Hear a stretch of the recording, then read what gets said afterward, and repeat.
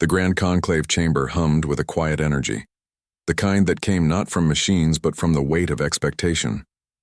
Light filtered through crystalline panels high above, casting shifting patterns across the polished floor. Delegates from over 100 star systems sat in tiered arcs around a long, dark table that seemed to drink the light. Each group wore the colors and symbols of their people, some armored, some robed, some barely more than shimmering energy contained in force fields. At the far end, almost isolated, sat 3 humans. Daniel Brooks adjusted his collar. It was a simple gesture, but it betrayed the tension coiled in his shoulders. He was not a soldier, not a general, but a diplomat, one chosen for his calm voice and steady mind. Beside him, Lena Ortiz studied a small screen with quiet intensity. Her dark hair was pulled back, her eyes sharp behind thin-framed glasses. She was an astrophysicist by training, but here, in this room, she served as Earth's scientific advisor. Behind them, standing just outside the circle of chairs, Marcus Bell kept his posture relaxed but alert. His uniform was plain, without medals or rank insignia, but his presence spoke of discipline. He was there not to speak, but to watch, to protect, and if needed, to act. For 23 days, the talks had dragged on. The Galactic Council, led by the Virelians, a tall, silver-skinned species with elongated skulls and voices like wind through stone, had presented their terms. On the surface, they called it a peace agreement. In truth, it was a surrender document wrapped in velvet words. Humanity would disband its independent fleet. It would hand over control of the Proxima, Sirius, and Tau Ceti colonies. It would accept Virelian overseers on all major Earth-based defense installations. In return, they would be granted protected status within the Council, a polite way of saying they would become a client species, no longer masters of their own fate. Daniel had argued patiently. He reminded the Council that humanity had joined their alliance willingly after the Cathar War, that Earth's ships had fought beside theirs, that human medics had saved thousands of alien lives during the plasma plague on Virelia Prime. He spoke of mutual trust, of shared futures, of the value of diversity in a galaxy too often ruled by fear. But the Virelians, especially their speaker Zorath, listened with cold eyes and colder logic. "Your species is young," Zorath had said on the 5th day, his voice echoing without amplification. "You burn bright but fast. You lack the wisdom of centuries. To grant you full autonomy is to invite chaos." Lena had tried a different approach. She presented data, charts showing human technological growth, cultural stability indices, economic contributions to interstellar trade. She explained that humanity's youth was not weakness but adaptability. The Virelians dismissed her graphs as emotional projections.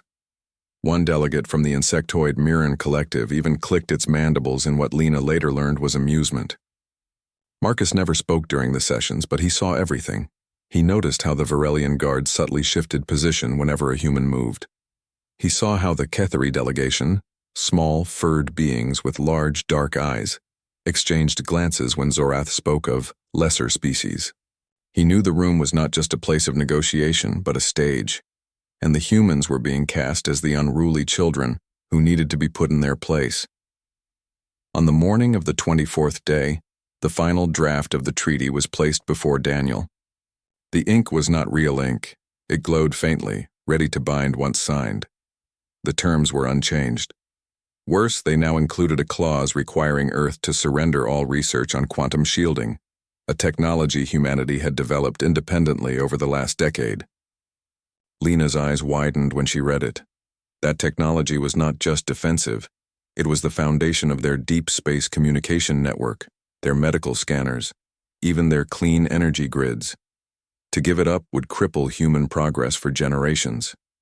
Daniel looked up from the document. The chamber was silent, waiting. Zorath leaned forward slightly, his silver skin catching the light like polished metal.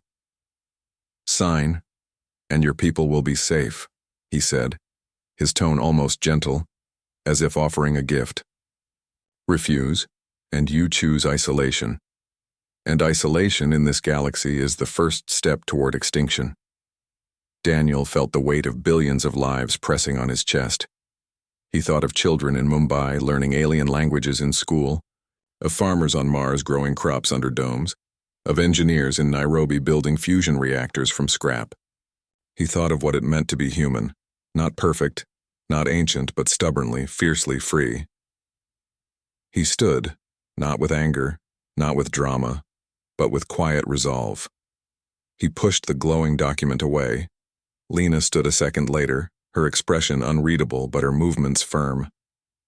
She gathered her datapad, tucked it under her arm, and gave Daniel a single nod. Marcus stepped forward, placing himself half a pace behind them, his hand resting lightly near his sidearm, not drawing it, not threatening, just reminding everyone that humans did not come unarmed to a den of wolves. Daniel looked around the chamber. He met the eyes of the Cathari delegate who gave the tiniest dip of its head. He saw the Mirren still clicking softly, but now it felt different, not mockery, but something closer to respect. He ignored the Varelians. He did not speak. There were no grand speeches, no final warnings. Words had failed. Now, action would speak. He turned and walked away from the table. Lena followed without hesitation. Marcus fell into step behind them, his boots making soft thuds on the stone floor. The doors at the far end of the chamber slid open as they approached, as if the building itself understood. They stepped through, and the doors sealed shut behind them with a soft sigh.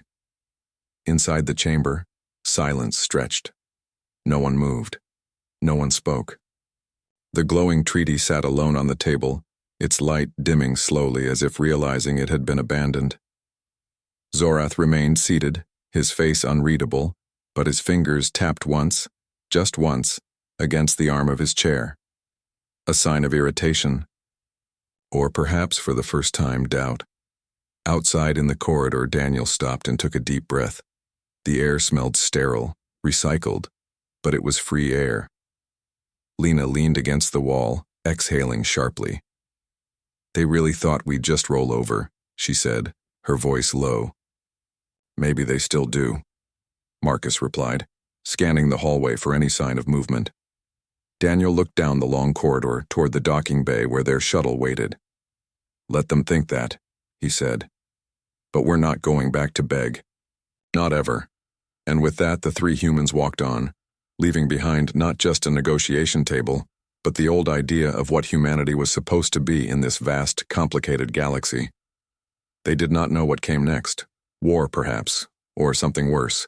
But they knew one thing for certain: they would face it on their own terms. News of the human walkout spread faster than light through the galactic data streams. Within hours, every major news hub from the Cathari expanse to the Mirren hive clusters carried the story. Most reports were brief, dismissive. "Primitive species rejects council guidance," read one headline. "Earth delegation shows emotional instability," claimed another.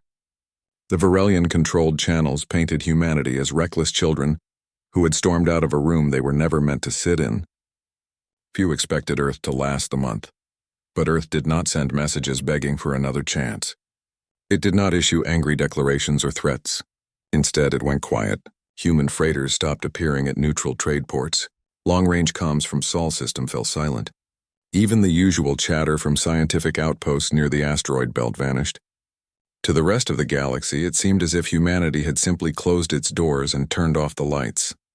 On Luna Base, deep beneath the gray surface of Earth's moon, Daniel Brooks stood in the central command room. Screens lined the walls showing feeds from every human colony, every ship, every sensor outpost. The room was dim, lit only by the soft glow of displays. Lena Ortiz sat at a console, fingers flying over keys, her eyes scanning streams of data. Marcus Bell stood near the entrance, arms crossed, watching the door like he expected trouble to walk through it at any moment. "They think we're hiding," Lena said, not looking up, or panicking. "Let them think that," Daniel replied. He walked over to a large screen showing a star map. 3 red zones pulsed near the edge of human-controlled space: Proxima, Sirius, Tau Ceti. The very systems the Council had demanded. "We're not hiding. We're preparing." Preparation had begun the moment they left the conclave chamber. Earth's unified command had activated Protocol Stillwater. a plan developed in secret over the last 5 years, just in case diplomacy failed. Every civilian ship was rerouted. Non-essential personnel were moved to secure underground habitats. Military assets were dispersed, hidden in asteroid fields or disguised as mining rigs. And deep in labs on Mars and Europa, scientists worked around the clock on one final project, the Helios Array. Lena turned in her chair. The last node just came online. We've got full coverage from Neptune's orbit all the way to the Oort cloud. If a single Varelian scout ship crosses that line, we'll know before their captain finishes his morning ritual. Daniel nodded. The Helios Array wasn't a weapon. It was a web of quantum-entangled sensors, each linked to a central core on Luna. It could detect mass shifts, energy signatures, even the faint warp echoes of distant engines. It gave humanity eyes where no one expected them to look. Meanwhile, Marcus oversaw the training of rapid response teams. Not just soldiers, engineers, medics, pilots, all drilled in zero-gravity combat, emergency evacuations, and electronic warfare. They practiced in mock cities built inside hollowed-out asteroids, simulating invasions that might never come. But Marcus knew better. The Varelians didn't forgive slights. They punished them. Back on Earth, cities remained calm. Governments didn't announce martial law. Schools stayed open. Farmers planted crops. But beneath the surface, everything had changed. Power grids were rerouted to backup fusion plants. Water reserves were sealed. Hospitals stocked extra supplies. It wasn't fear that drove these actions, it was discipline. Humanity had faced extinction before, from plagues, from wars, from asteroids. This was just another storm. What no one outside Earth knew was that humanity's silence was a shield. By saying nothing, they forced the galaxy to guess. Were they arming for war? Were they fleeing? Were they already broken? The uncertainty made even the boldest species hesitate, but not all eyes watched with suspicion. On the fringes of Council space, smaller species began to whisper. The Cathari, long tired of Varelian arrogance, sent encrypted data packets to human outposts, star charts, fleet movement logs, even old battle records. The Mirren, though bound by treaty to the Council, left anonymous messages in public data relays. Your walk was seen. One tiny reptilian species from the Zen Belt even transmitted a simple symbol, a circle with a line through it, their ancient sign for freedom. Lena showed Daniel one of these messages. They're not with us, she said. But they're not against us either. That's enough for now, he replied. Weeks passed. The galaxy waited. The Varelians grew impatient. Their propaganda shifted from mockery to warning. Earth's isolation endangers galactic stability, their broadcasts claimed. Uncontrolled species must be contained. Behind closed doors, their high fleet began to mobilize. On Luna, Daniel received a private message from an old friend in Geneva, Admiral Cole, head of Earth's space defense. The message was short. They're coming. Full fleet. Eat us 6 weeks. Daniel didn't flinch. He called Lena and Marcus into the strategy room. No fanfare, no speeches. Just 3 people around a table planning how to stop an armada with half the ships and a fraction of the firepower. We don't need to win a fight, Lena said, sketching on a screen. We just need to make them think twice before they start one. Marcus added, if we can disable their command ships early, the rest will scatter. Varelians rely on strict hierarchy. Cut the head and the body panics. Daniel looked at both of them. Then we don't fight them head on. We outthink them. We use what they don't expect, our restraint. Because that was the secret no alien understood. Humans weren't just fighters. They were builders, healers, dreamers. And sometimes the strongest move wasn't to strike, but to stand still and let the enemy walk into your trap. As the days turned into the 5th week, human colonies remained dark. Ships stayed docked, sensors stayed active, and deep in the void beyond Pluto, the Helios Array hummed softly, waiting. The galaxy thought humanity had vanished. But in truth, it was watching, and ready. No one on Earth celebrated, no one cheered. They simply worked, trained, and waited. Because they knew the real test wasn't walking away from the table, it was what came after. And what came after was silence. Not the silence of surrender, but the silence of a predator holding its breath before the leap. Marcus checked his sidearm one last time that night. It was clean, charged, and loaded, but he hoped he wouldn't need it. Because if things went as planned, The Varelians wouldn't even see the hand that stopped them. Lena powered down her console, rubbing her tired eyes. "They'll never believe we'd show mercy," she said quietly. "That's why it'll work," Daniel answered. Outside the base, the stars burned cold and distant. But around Sol, something new was growing. Not a wall of weapons, but a net of intelligence, patience, and quiet courage. And in 6 days, the first Varelian scout ship would cross the edge of human space. The game was about to begin. The Varelian High Fleet arrived not with a roar, but with the slow, certain pressure of a storm rolling in. Over 200 warships, sleek, silver, and bristling with weapons, crossed the outer edge of the Sol system like a tide of cold metal. Their engines left faint ripples in space, detectable only by the most sensitive instruments. But Earth's Helios array saw them the moment they passed Neptune's orbit.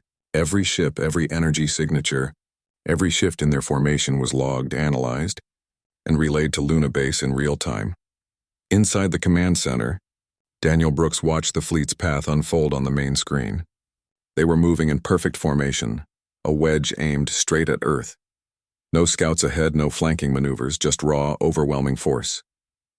The Varelians believed numbers were enough. They believed fear would make humanity fold before the first shot was fired. Lena Ortiz stood beside him, arms crossed, eyes fixed on the data stream. "They're broadcasting again," she said. "Same message. Surrender or be erased." Daniel didn't answer right away. He knew the broadcast wasn't for Earth. It was for the rest of the galaxy.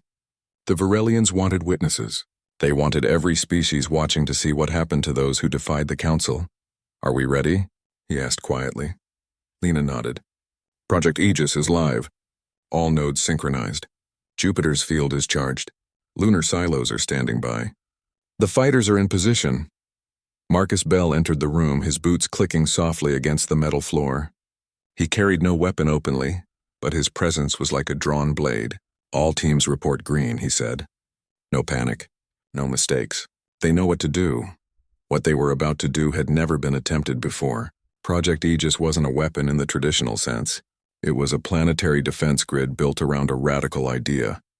Instead of destroying enemy ships, trap them.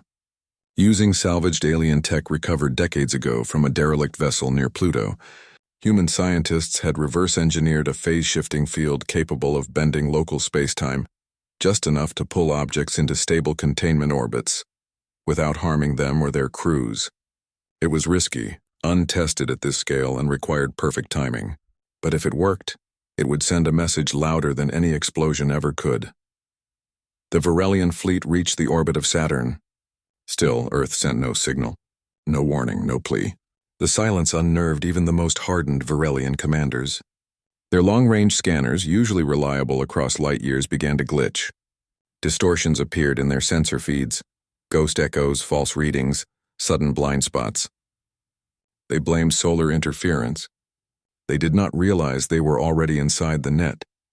As the lead ships crossed the orbit of Jupiter, the trap sprang. It began with a low hum, felt more than heard, rippling through the fabric of space itself. The Varelian command ship, the Sovereign Will, suddenly lost contact with half its escort cruisers. On their screens, the ships didn't explode, they simply vanished, replaced by a soft blue shimmer that faded within seconds. Alarms blared across the fleet. Navigation systems spun wildly. Engines misfired as local gravity fields twisted in ways physics said shouldn't be possible. On Luna, Lena watched as the containment fields around Jupiter lit up one by one. Each blue pulse marked another captured vessel, gently plucked from the battle line and placed into a stable orbit around the gas giant. No weapons fired, no lives lost, just silent, precise removal. "They're confused," Marcus said, watching the enemy comms traffic. "They think it's a malfunction. They're ordering diagnostics." "Good," Daniel said. "Let them waste time."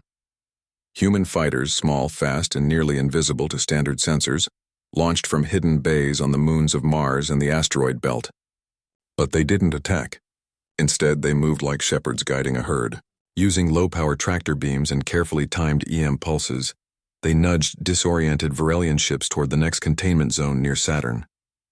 It was a dance of physics and patience, not violence. One Varelian destroyer broke formation, firing its plasma cannons blindly into the void. The shots missed everything. A human fighter darted past it, releasing a micro-drone that latched onto its hull. Within seconds, the destroyer's engines powered down. Not destroyed, just disabled. Its crew would be safe, floating peacefully until rescued. Back on the Sovereign Will, Speaker Zorath stared at his command console in disbelief. "This is impossible," he whispered. "They have no fleet. No weapons capable of this." His second-in-command, a younger Varelian named Kale, looked pale. "They're not fighting us, Speaker. They're containing us." Zorath slammed his fist on the console. "Order all ships to retreat." Full warp, but it was too late. The human net had closed. Warp drives failed as localized space-time distortions blocked jump points. Communications collapsed.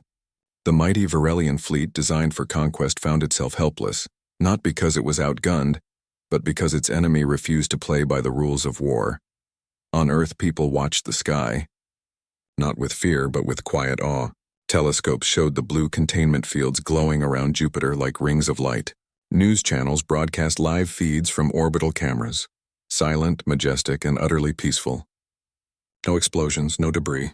Just order restored without bloodshed. In Geneva, children pointed at the night sky and asked if the stars were dancing. In Nairobi, engineers toasted with recycled water. On Mars, farmers paused in their greenhouses to watch the distant glow. Humanity had not won a battle. It had redefined what victory could mean.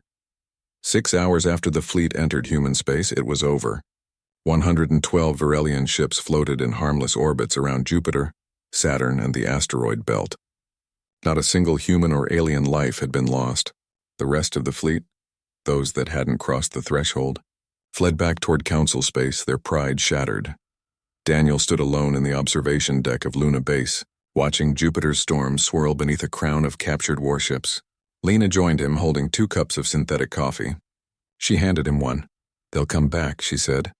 "Maybe," he replied, "but next time they'll know we don't just fight to win. We fight to show there's another way."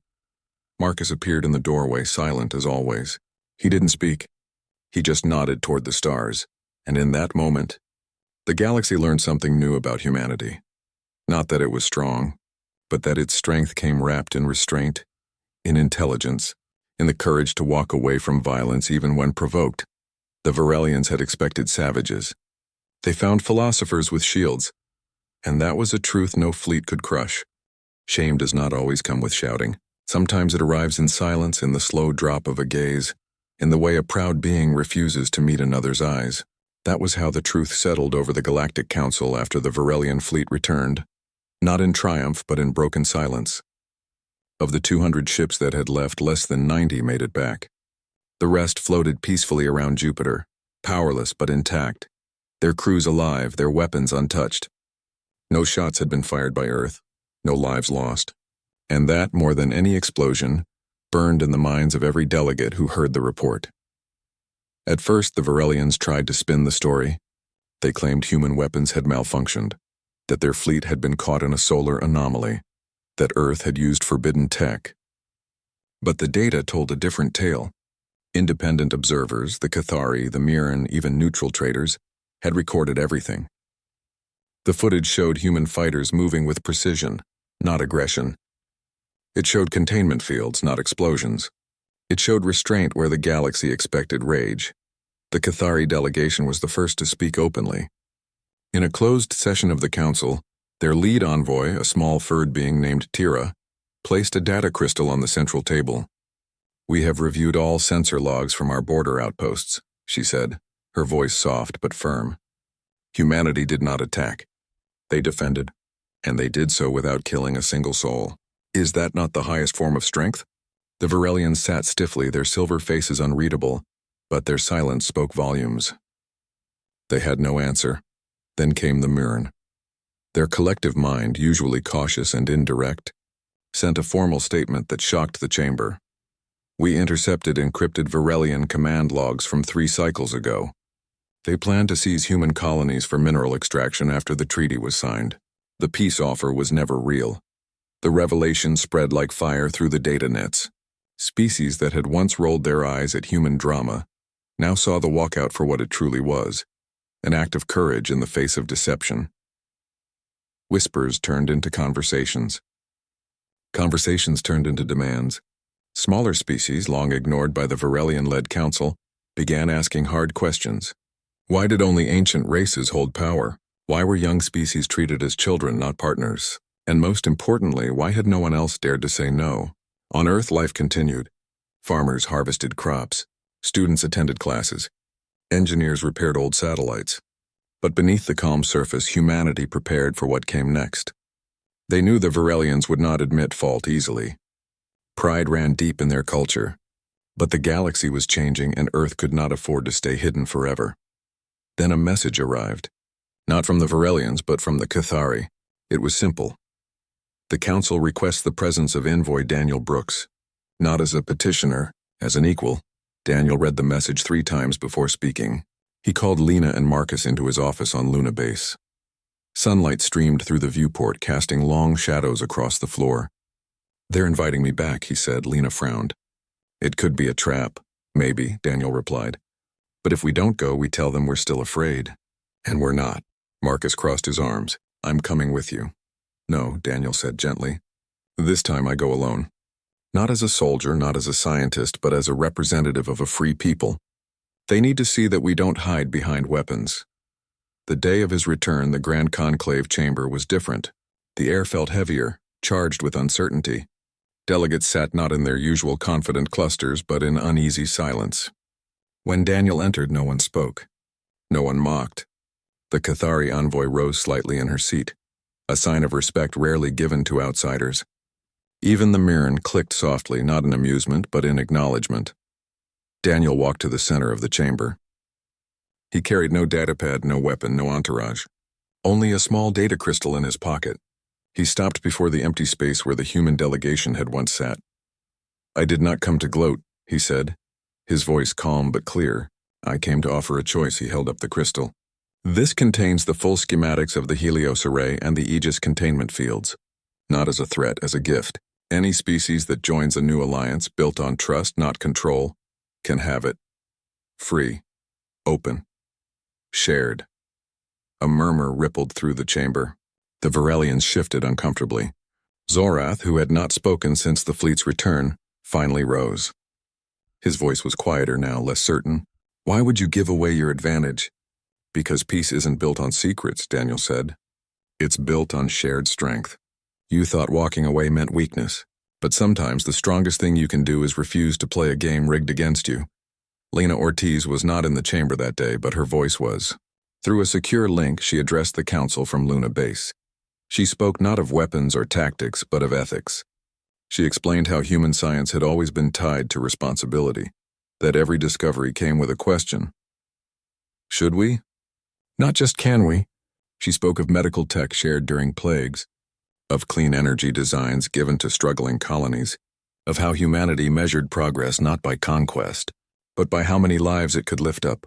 Her words landed differently this time. No one called them emotional. No one dismissed them as naive, because now they had proof that humans could win without killing, that they could defend without destroying, that they valued life, even enemy life, enough to protect it. Marcus Bell watched the broadcast from Earth orbit. He didn't speak, but his jaw was set. He knew the real test wasn't over. Trust would take time to rebuild. Old powers would resist change. But for the first time, the balance had shifted. By the end of the session, 3 species, the Cathari, the Mirren, and the Zen Belt Collective, formally requested to begin talks with Earth on a new framework for cooperation. The Varelians did not object. They simply sat, silent, their empire of certainty cracking at the seams. As Daniel left the chamber that day, no doors sealed behind him with finality. Instead, they stayed open. An invitation. A beginning. And in that moment, the galaxy understood something new. Not just about humanity, but about itself. That true order does not come from control, but from choice. And that sometimes, the quietest walk away is the loudest call for change. The old Galactic Council did not fall with a crash. It faded, like a star burning out slowly, its light dimming until no one noticed it was gone. Within a year of humanity's return to the chamber, the structure that had ruled the galaxy for centuries unraveled not through war, but through choice. Species that once bowed to Varelian authority now spoke with new voices. The Cathari proposed a charter based on mutual aid, not hierarchy. The Mirren offered to host neutral arbitration hubs. Even the Zen Belt Collective, long ignored as too small to matter, presented a plan for shared resource mapping that treated every world as equal. Out of this quiet revolution rose the concord of free systems. Earth was not just a member, it was a founding voice. Daniel Brooks sat at the first official table not as a guest, but as a peer. The room was different this time. No obsidian slab dividing species into ranks. Just a wide circle of simple chairs, under open sky domes that showed real stars, not filtered light. There were no demands, no ultimatums, only questions. What do you need? How can we help? What have we learned? The Varelians did not join at first. Pride held them back. But isolation wore them down faster than any fleet ever could. Their trade routes shrank. Their allies drifted away. Young Varelians, raised on tales of their species' greatness, began asking why they stood alone while others built together. Finally, 6 months after the Concord's founding, a new Varelian envoy arrived. Not Zorath, but Kale, the officer who had served on the Sovereign Will. He carried no threats, only a request. Teach us how to be part of this. Humanity did not gloat. They did not demand apologies. Instead, engineers from Nairobi and engineers from Virelia Prime met on a neutral station near Alpha Centauri. They worked side by side to repair the captured warships, not to return them as weapons, but to convert them into deep space rescue vessels. The phase-shifting tech from Project Aegis was shared freely, with one condition. It could only be used for defense or humanitarian aid. To everyone's surprise, the Varelians agreed. On Earth, life settled into a new rhythm. Children learned Cathari songs in school. Martian greenhouses grew Mirren medicinal fungi. Human doctors traveled to distant worlds to help with outbreaks, just as alien healers came to Earth to study regenerative therapies. Trade returned, but now it flowed both ways. A human freighter might carry solar panels to a Cathari moon and return with rare crystals used in clean water filters. No one counted debts, they counted partnerships. Years passed. The scars of the old conflict did not vanish, but they healed. On the orbital station, Unity Ring, built jointly by 5 species, Daniel stood on the observation deck, watching Jupiter turn in the distance. Its storm still swirled, but now they framed something new. A fleet of mixed-design ships, human and alien, conducting joint drills not for war, but for disaster response. They practiced evacuating colonies during solar flares, containing rogue asteroids, rescuing stranded vessels. The skills once meant for battle were now tools for care. Lena joined him holding 2 cups of real coffee, beans grown in a hydroponic garden on the station itself. They're using the Aegis fields to stabilize a collapsing star near the Mirren border, she said, handing him a cup. Says here it'll save 3 inhabited worlds. Daniel smiled. We built it to stop a war. Now it's saving lives. They thought walking away was weakness, Lena said, gazing at the stars. No, Daniel replied. It was the first act of strength they couldn't ignore. Behind them, the station hummed with quiet activity. A Cathari technician walked past, nodding politely. A young Varelian apprentice followed, carrying tools, his movements still stiff but trying. In the common area, children of different species played a game that mixed human chess with Mirren pattern logic. No one told them to get along. They just did. Marcus Bell appeared at the far end of the deck. He was older now, his hair streaked with gray, but his posture was as steady as ever. He didn't carry a sidearm anymore. He didn't need to. He walked over and stood beside them, looking out at the same view. Peace is quieter than I thought it'd be, he said. It's not quiet, Lena said. It's just not loud with fear. They stood together in silence, watching the dance of ships and planets. No grand speeches, no monuments, just ordinary moments built on an extraordinary choice. The choice to walk away from a table that demanded surrender, and to build a new one where everyone had a seat. The galaxy had learned something it had forgotten, that dignity is not given, it is claimed. And sometimes, the bravest thing a species can do is stand up, turn around, and walk out, knowing that true peace begins not when you kneel, but when you refuse to.